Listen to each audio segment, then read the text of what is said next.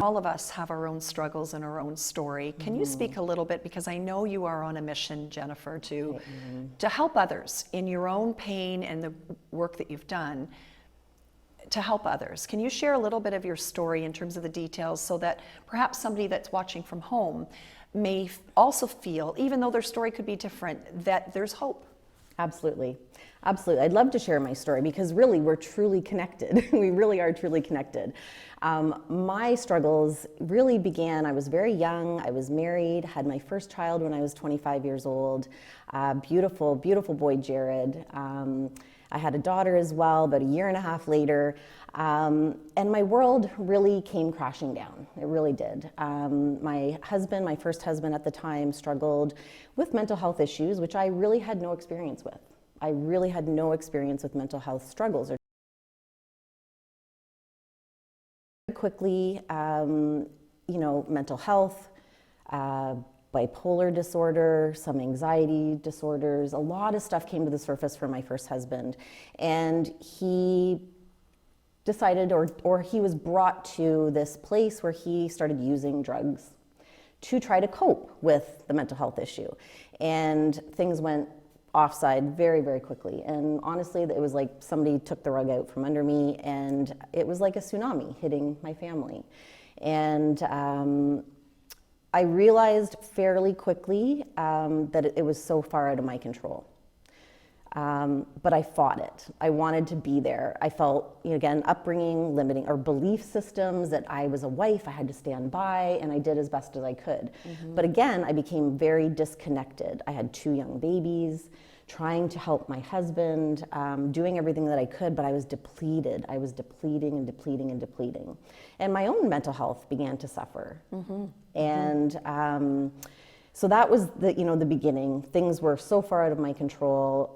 The marriage ended. I had to remove myself and my children from the relationship because it was just unmanageable.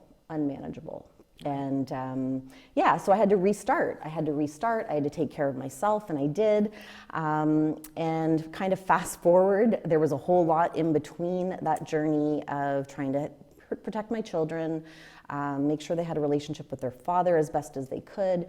But that was a challenge with somebody who was struggling with severe addiction issues. And it took my first husband probably almost 20 years to come back from it. And he's doing well, thank you, for right now. I'm very grateful for that. But my son actually, first year in high school, began struggling with mental health issues, and very, very quickly, addiction issues.